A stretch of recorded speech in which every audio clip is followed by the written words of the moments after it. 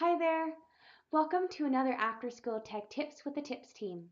My name's Bernice, and today we're going to be talking about tips and tricks with Google Search, how to optimize your Google searching for your classroom. All right, without further ado, let's get to it. So as you can see here, I have Google set up, and the very first one that I'm going to talk about is using Google Search to define specific words. So when you search a word, you're not always going to get the definition, but if you want a dictionary definition, you can go ahead and type in define : and then type in the word that you want to define. So in this case, geography.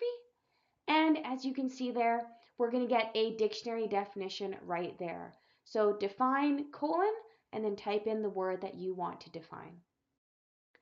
My second tip then is to use Google Search to do your math calculations for you.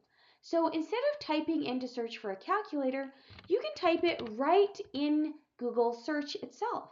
So as you can see here, I have 34 times 2, and I've done the search already.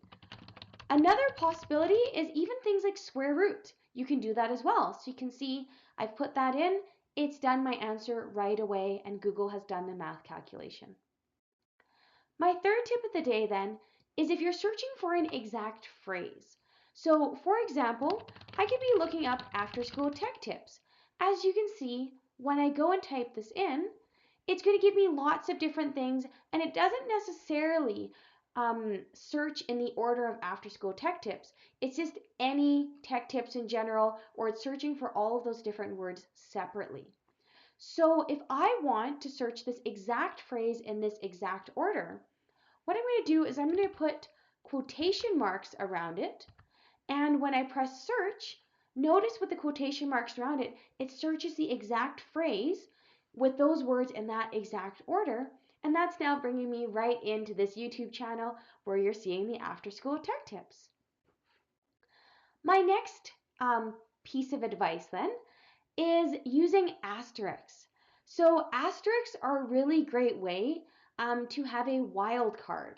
So what I mean by that is it will basically replace the word with other variations or other words that could go in there. So for example, I could say something like coding using, and I can put an asterisk there, and it's going to put a word in there. So coding using Google, coding using Scratch, right? Different things like that. The asterisk can also go in the middle, so you could be like technology in the asterisk classroom, and it's going to know now to put kind of a word in there, so it might search for in the elementary classroom or search for the 21st century classroom and different things like that. As well, another really useful piece is right here where it says tools. If you take a look at tools, you can now narrow things down even further. You can change the country to any country or just Canadian, or you can go through and actually change the time. So if you're looking for a news article or you're trying to make sure what you look at is something more current, you could go ahead and change it to past month or past year. So now that I've pressed past month here, you can see this is the last published date is February, and so you know this is the most current and up-to-date information you're getting in here. And so in tools, you can go ahead and check that out. Another one that I want to show you then is advanced search. So this one, the great part about this is you don't have to memorize all of these different things that I've just talked about, whether it be quotation marks or the asterisks or things like that. But if you head into Google here, you're going to see right at the very bottom right-hand corner, you're going to see it say settings. When you click on settings, you can click on advanced search. And if you click on advanced search, notice now that you have an area where you can put your search terms, and you can put certain parameters on it. So, it might have any of these words or none of these words or the exact word or phrase. You can change it and narrow it for a language, the region, when it was last updated, the site or domain. So you could put .edu, for example, if you just want things from education sites. You can look for a file type. So as you can see here, If I found a PDF earlier, I can do that again and say, you know what, I want to search specifically for a PDF file. And you can see here, I can also change the usage rights. And then I can proceed to click on advanced search. And then it will go ahead and search for whatever I have here as my words, plus narrowing my search to advanced search even further. Okay, last but not least, I just want to do a quick bonus kind of Google search features for your classroom.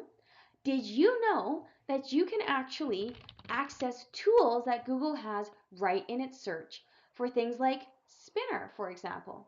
So you can see here, there's a nice fun spinner that you can go ahead and go and choose. There's different wheel sizes as well. And this is also a list of all the different tools that Google has as part of its search.